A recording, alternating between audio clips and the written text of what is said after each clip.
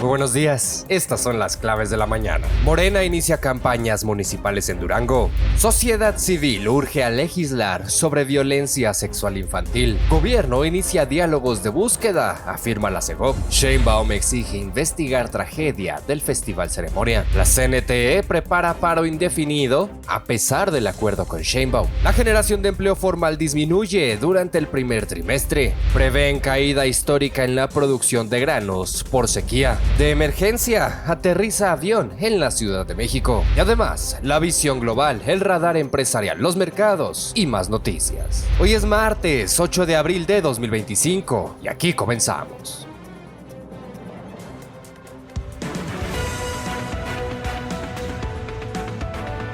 Lo más relevante para comenzar el día, aquí comienza. Las claves de la mañana. Con Fernando Moctezuma Ojeda.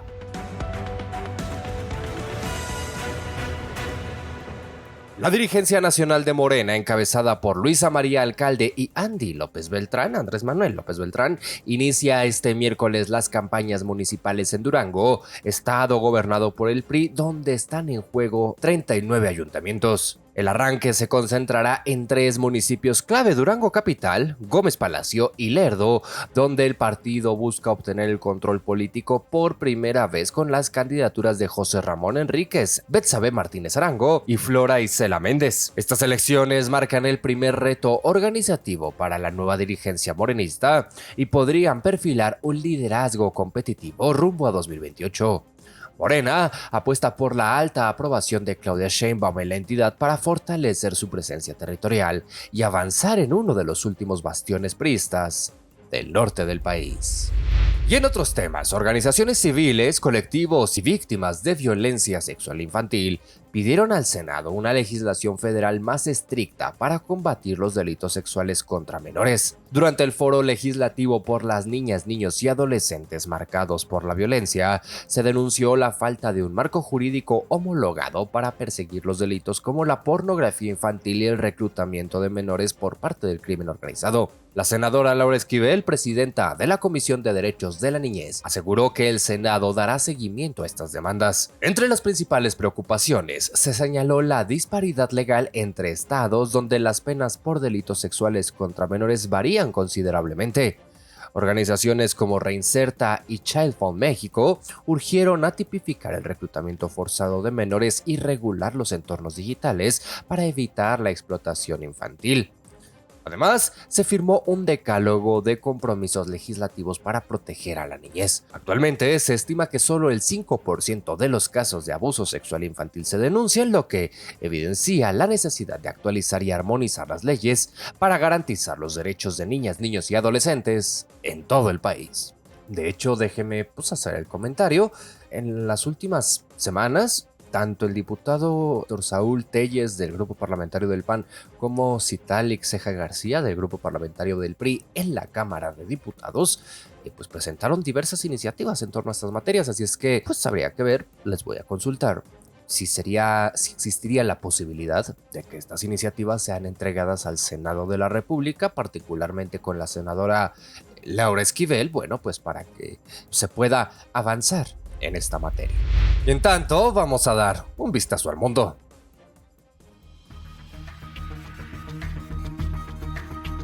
Visión global. Un vistazo a las claves de México y el mundo. Con María Laura Álvarez. Gracias, Fernando. Buenos días para ti y para la audiencia. En Bruselas, la Comisión Europea plantea imponer aranceles del 10 y 25% a productos estadounidenses en respuesta a los aranceles de Donald Trump sobre acero y aluminio de la Unión Europea. Los Estados miembros tienen hasta el miércoles para pronunciarse sobre esta propuesta y para bloquearla se necesitaría una mayoría cualificada. Los aranceles se aplicarían en 2 etapas, a partir del 15 de abril para algunos productos y desde el 16 de mayo para otros.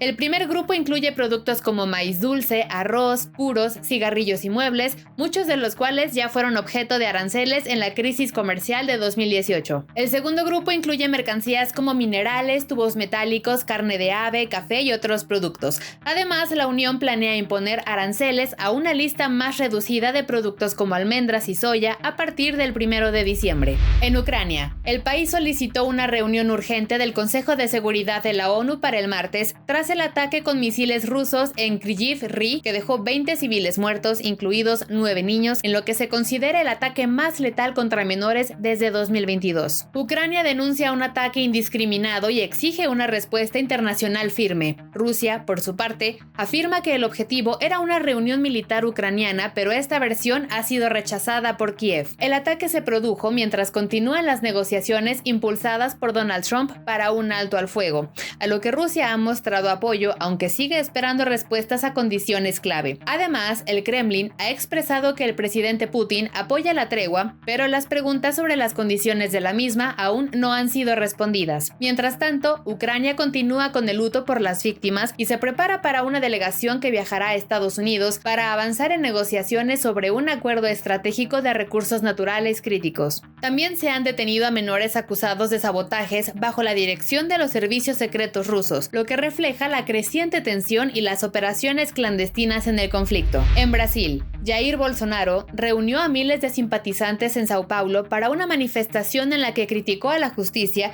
y pidió amnistía para los condenados por el intento de golpe de Estado en 2023. Los manifestantes, vestidos con los colores de Brasil y símbolos del bolsonarismo, exigieron la liberación de los más de 500 condenados por el asalto a las instituciones tras la derrota de Bolsonaro en las elecciones de 2022. Durante el evento, Bolsonaro atacó a la Corte Suprema, afirmando que los jueces buscan matarlo. Además, habló de sus aspiraciones presidenciales para 2026, a pesar de estar inhabilitado hasta 2030. La manifestación también contó con discursos patrióticos y religiosos, y se destacó el símbolo del lápiz labial, que se ha convertido en un emblema del bolsonarismo. La amnistía sigue siendo un tema controversial, pues el bolsonarismo no cuenta con suficiente apoyo parlamentario para aprobarla. En México, por tercer año consecutivo, Fundación ADO e Interculturalidad, Salud y Derechos AC, INSADE por sus siglas, renuevan su alianza para fortalecer la autonomía económica de mujeres privadas de la libertad. Esta colaboración se ha centrado en brindar herramientas productivas, contención emocional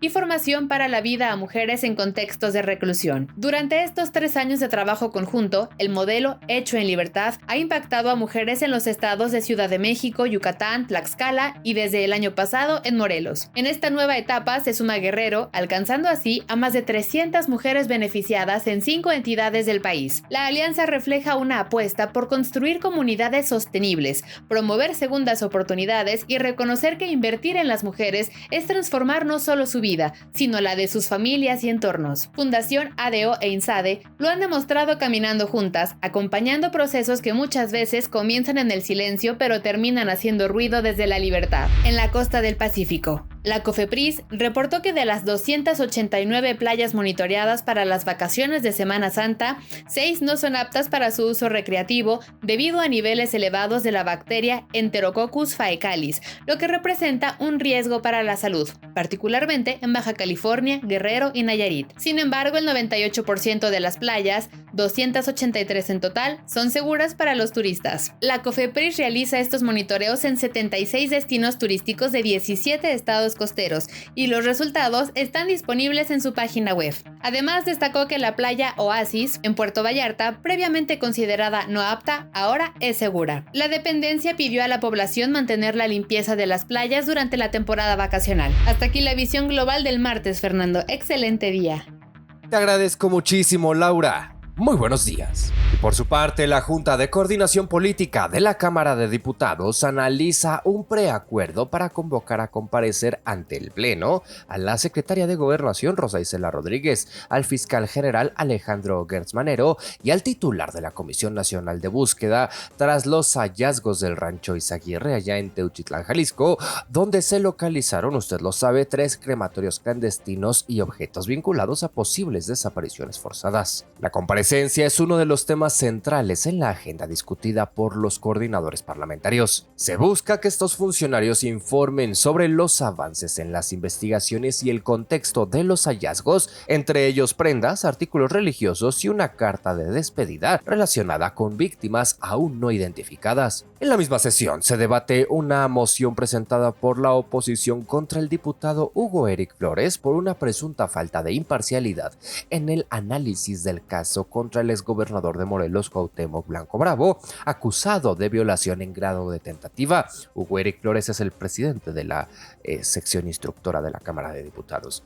Además, también se revisa la posibilidad de reanudar el procedimiento para una declaración de procedencia, condicionado a la presentación de nuevas pruebas y al testimonio de la víctima. Asimismo, se discute la realización de un taller con perspectiva de género para las y los legisladores, así como personal parlamentario, en colaboración con el Centro de Estudios para el Logro de la Igualdad de Género. Finalmente, la Jucopo define el orden del día para las sesiones de esta semana. Déjeme decirle que vienen casi en blanco, Revisándolo, esta semana va a ser una semana perdida para la Cámara de Diputados, a pesar de que laboraremos, me incluyo, 3 días, martes, miércoles y jueves. Pero les sigo platicando de este lado. Le decía para las sesiones de esta semana que incluirán análisis y votación de 2 leyes en materia de seguridad propuestas por Claudia Sheinbaum. Eso es lo que se prevé. Ya con base en los hechos, hemos visto que se ha venido postergando cada vez más la discusión. Y por su parte, la secretaria de Gobernación, Rosa Isela Rodríguez, encabezó este lunes la instalación formal de una mesa de diálogo con colectivos de búsqueda de personas desaparecidas en el marco de una estrategia nacional que busca fortalecer los mecanismos de localización, verdad y justicia. El encuentro ocurre tras el hallazgo de un centro de detención clandestino en Teuchitlán, Jalisco, presuntamente operado por el cártel Jalisco Nueva Generación. Rodríguez afirmó que la desaparición de personas es una prioridad del Estado mexicano y que la instrucción presidencial es garantizar la justicia para las familias. Como parte de la estrategia, se plantean reformas legislativas con 10 acciones clave, entre ellas la creación de una plataforma única de identidad con datos biométricos desde la niñez, una alerta nacional de búsqueda y una base nacional de carpetas de investigación en tiempo real.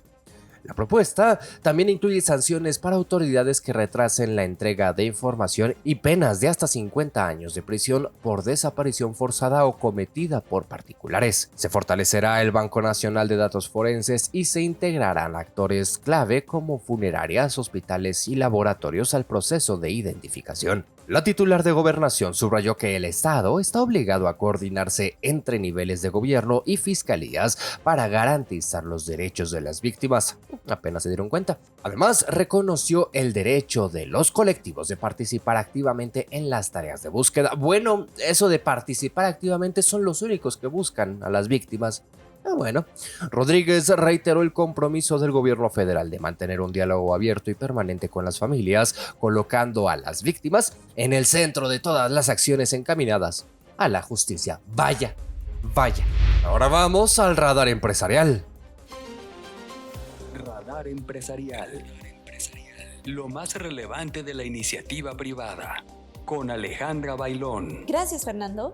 Buenos días para ti y la audiencia. En 2024, las pequeñas y medianas empresas mexicanas incrementaron sus ventas en Amazon en un 28%, superando los 3,080 millones de pesos y aportando 19.4 mil millones al PIB, según el reporte de impacto económico de la plataforma.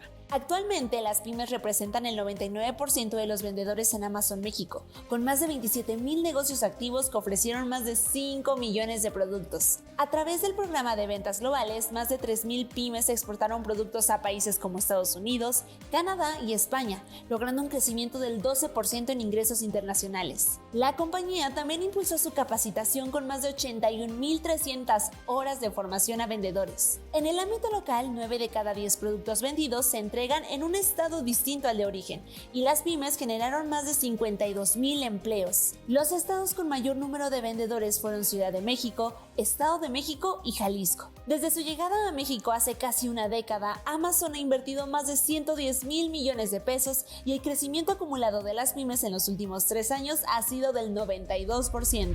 Durante marzo de 2025, la producción de vehículos ligeros en México creció 12.1%, superando las 338,600 unidades a pesar de los nuevos aranceles del 25% impuestos por Donald Trump a autos importados de Estados Unidos. Ford destacó con un aumento del 46% en su producción local, sumando 35.840 unidades, mientras que General Motors y Stellantis crecieron 15.9% y 12.6% respectivamente. Toyota tuvo el mayor incremento con un alza del 68.9% en sus plantas de Guanajuato y Baja California. También crecieron las asiáticas Kia con un 15.5%, Mazda con un 15.2% y Honda con 13.2%. En contraste, Audi y Volkswagen registraron caídas del 30.8% y 27.6% respectivamente. Las exportaciones subieron 3.8% en marzo con 296.964 unidades, aunque en el primer trimestre cayeron 6%, con 775.866 vehículos vendidos en el extranjero. El 83% de los autos exportados fueron para el mercado estadounidense. Audi, Volkswagen, Mazda y Nissan fueron las más afectadas por la caída en exportaciones, esta última pausando pedidos de su marca Infiniti debido al impacto de los aranceles. Audi retiene en puertos de Estados Unidos los vehículos que llegaron después del 2 de abril, fecha en que Donald Trump impuso un arancel del 25% a las importaciones de autos. La medida afecta especialmente a la marca cuyo modelo más vendido en Estados Unidos es el Q5. Se fabrica en México y el resto proviene de Europa u otros países. Volkswagen, matriz de Audi, tiene un inventario de 37.000 vehículos en Estados Unidos, suficiente para 2 meses de venta. Audi informó a sus concesionarios que congelará los envíos hasta nuevo aviso, mientras las automotrices evalúan el impacto de los aranceles. El sector automotor en Estados Unidos cuenta con un inventario promedio para 3 meses, lo que brinda un margen temporal. Mientras tanto, ejecutivos europeos se reunirán con la presidenta de la Unión Europea, Ursula von der Leyen, para definir una respuesta, en medio de temores financieros por alza de precios, baja de demanda y posible recesión global. Hasta aquí lo más destacado del mundo empresarial, Fernando. Excelente día. Muchísimas gracias, Ale. Muy buenos días. Y por su parte, la presidenta Claudia Sheinbaum pidió investigar el desplome de una estructura en el Festival Ceremonia que dejó 2 personas muertas. Ayer lo comentábamos al finalizar este espacio. Exigió que no haya impunidad y ordenó contactar a las familias de las víctimas. El incidente, como usted sabe, ocurrió el sábado pasado en el Parque Bicentenario. Y bueno, la presidenta también solicitó revisar las concesiones del recinto y las autorizaciones otorgadas. Y en más información le platico que la CENTE, la Coordinadora Nacional de Trabajadores de la Educación, anunció un paro indefinido, a pesar del acuerdo firmado con la presidenta Claudia Sheinbaum, que incluyó beneficios en la jubilación y la retirada de la reforma al ISSSTE. El magisterio exige derogar la ley de 2007 y crear un sistema solidario. El paro afectaría principalmente a la Ciudad de México, Oaxaca, Chiapas, Guerrero y Michoacán. Su fecha de inicio será definida esta semana. Ahora vamos a los mercados. Las claves de los mercados. Con Arely Méndez. Gracias, Fernando. Buenos días para ti y la audiencia. El dólar en ventanilla se cotiza hasta en 21.24 pesos a la venta y 20.08 a la compra, mientras que el euro se ubica en los 22.61 a la venta y 22.60 a la compra. La gasolina magna se vende hasta en 23.66 pesos por litro, la premium en 25.70 y el diésel en un máximo de 26.17 pesos por litro, según el precio promedio nacional. Mientras tanto, la mezcla mexicana de exportación se ubicó en los $57.67 por barril. Por su parte, el índice de precios y cotizaciones de la Bolsa Mexicana de Valores finalizó la jornada en 50.458.32 puntos, una baja del 1.93%. La acción ganadora fue Corporación Mexicana de Restaurantes con una ganancia del 6.06%, mientras que la perdedora fue Alpek con un desplome del 12.11%. Hasta aquí la información financiera, Fernando. Excelente martes. Excelente martes, Arely. Muchísimas gracias. Muy buenos días. Oiga, y en otros temas le platico que durante el primer trimestre de 2025, México reportó la creación de 226.731 empleos formales, lo que representa una disminución del 14.4% en comparación con el mismo periodo del año anterior, alcanzando el nivel más bajo de la última década, de acuerdo con datos del IMSS, el Instituto Mexicano del Seguro Social. En 2024 se habían generado más de 264,000 plazas laborales y en 2023 incluso más de 423,000. La caída de los nuevos empleos refleja una desaceleración en el mercado laboral en un contexto económico desafiante. El IMSS también reportó pérdidas en el empleo eventual con la cancelación de 14,713 puestos de trabajo por tiempo determinado. En marzo de 2025, el empleo no logró recuperar las pérdidas de diciembre de 2024, cuando se eliminaron más de 405,000 empleos formales. ¿Se acuerda de que en aquella época, diciembre, enero, se hablaba de que era un natural una caída en la creación de empleos, que era la temporada, que bueno, pues por lo visto ya pasaron 3 meses y no se recupera el empleo. Asimismo, 12 estados reportaron números negativos en la generación de empleos durante marzo, destacando Tabasco con una caída del 8.6%. Otros estados como Campeche, Zacatecas, Baja California y Sonora también mostraron descensos. Los sectores más impactados en la generación de empleos fueron la construcción, que sufrió una caída del 5.2%, el sector extractivo con una disminución del 2% y el agropecuario con una baja del 1.5%. Ya nos lo platicaba ayer María Laura Álvarez, como pues hay menos gente dedicada al campo solo en Querétaro. Estos datos reflejan los retos que enfrentan diversas industrias para crear nuevas plazas laborales en medio de una economía con señales de desaceleración. Oiga, y por si lo anterior fuera poco, pues le cuento que México atraviesa una de sus peores crisis agrícolas en décadas debido a la sequía y el estrés hídrico que afecta a gran parte del país. De acuerdo con el Grupo Consultor de Mercados Agrícolas, se proyecta que la producción de granos y oleaginosas caerá un 20% de 4.8 millones de toneladas en 2021 a 32.4 millones en 2025, lo que marcaría la mayor disminución en los últimos 25 años. Además, las importaciones de productos como maíz, trigo y sorgo aumentarán en un 150%, pasando de 19.8 millones de toneladas en el año 2000 a 49.6 millones para 2025. Este panorama surge en un contexto en el que el gobierno federal busca fortalecer la soberanía alimentaria con el programa Cosechando Soberanía, que tiene como objetivo producir más de 21 millones de toneladas de maíz, 730,000 de frijol y 221,000 de arroz durante 2025. Sin embargo, la persistente sequía en el norte, noreste y centro del país ha complicado estos objetivos. Para el maíz se espera una producción de 21.7 millones de toneladas en 2024, lo que representa una baja del 5.4% respecto al ciclo anterior. Además, las importaciones alcanzaron un récord de 23.6 millones de toneladas en 2023 y se proyecta que en 2025 lleguen a 25.2 millones. En cuanto al trigo, se estima una disminución del 41.2% en la cosecha, con solo 1.6 millones de toneladas proyectadas para 2025. Esta es la cifra más baja en 3 décadas. El descenso en la producción también se refleja en la reducción de hectáreas sembradas, especialmente en Sonora, Baja California y Tamaulipas. En estas regiones, la falta de lluvia y los bajos niveles de agua en las presas agravan la situación, poniendo en riesgo el próximo ciclo primavera-verano. Las presas clave en Sinaloa, Sonora y Chihuahua reportan niveles críticos de almacenamiento, lo que compromete tanto el riego agrícola como el abastecimiento de agua para el consumo humano. Y ya casi para despedirnos, le platico que un avión de la aerolínea Delta realizó un aterrizaje de emergencia este lunes en el Aeropuerto Internacional de la Ciudad de México, presuntamente por una falla técnica. El aeropuerto informó que la maniobra se ejecutó de manera segura, sin incidentes ni lesiones. Aunque usuarios en redes sociales señalaron que el avión realizó varias pasadas antes de aterrizar, es decir, varias vueltas, las autoridades aseguraron que no hubo afectaciones mayores ni retrasos en otros vuelos. Delta Airlines aún no ha detallado la causa de la falla técnica. El incidente ocurrió sin que se reportaran daños materiales ni alteraciones en la operación del aeropuerto. Y antes de despedirnos, hay más noticias.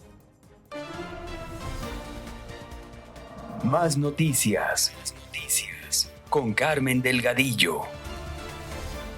Gracias, Fernando. Buenos días para ti, la audiencia. La UNAM reiteró su compromiso con las madres buscadoras al acompañarlas y apoyar sus causas desde la academia y el servicio social. En un seminario se escucharon testimonios de mujeres que buscan a sus familiares desaparecidos y se impulsaron acciones de colaboración y diálogo. La CDMX lanzará una nueva tarjeta de movilidad para que adultos mayores de 60 años ingresen gratis al metro y otros transportes. Sustituirá la necesidad de mostrar identificación. Próximamente se detallará cómo tramitarla. La Feria del Empleo para Personas con Discapacidad se realizará en la Alameda Central de Toluca, Estado de México, de 9 a 14 horas. Participarán más de 40 empresas con vacantes operativas y administrativas. También habrá servicios de salud, deporte y capacitación. Bitso nombró a Alexandre Merdad como director general de Bitso Retail en México. Con más de 16 años de experiencia, buscará integrar finanzas tradicionales y descentralizadas. Bitso apuesta por consolidarse como un neobanco cripto con soluciones integradas para usuarios. La logística de última milla requiere precisión e integración tecnológica, no solo velocidad. Muchas empresas, tras decisiones apresuradas en pandemia,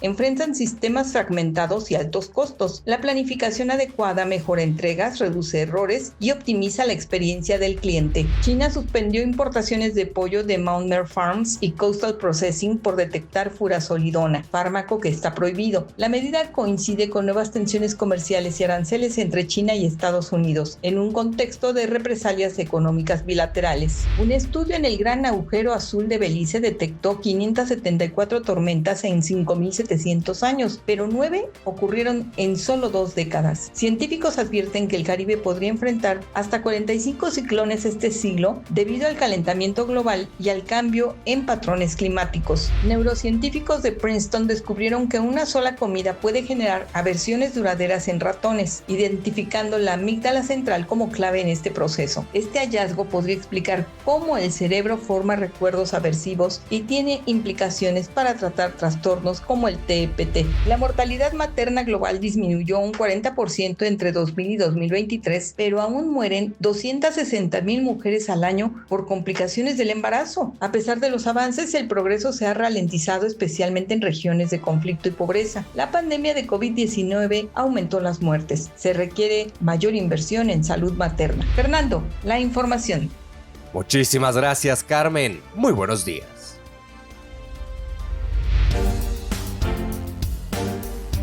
Y con esto llegamos al final de este espacio. Antes de despedirme, quiero pedirle que considere seguirme en esta plataforma, comentar sus opiniones y si la información le resultó útil, comparta este episodio con quien usted crea que también le puede ser de utilidad.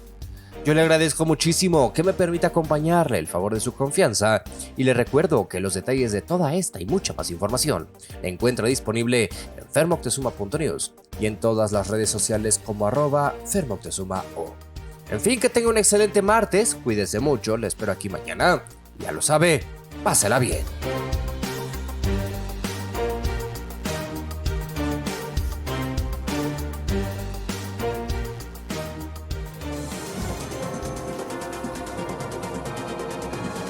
Ahora sabes lo que necesitas para comenzar tu día. Esto fue Las Claves de la Mañana, presentado por fermoctezuma.news.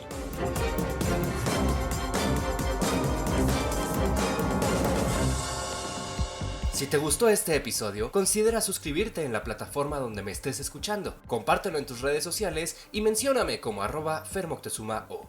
Muchas gracias por permitirme acompañarte.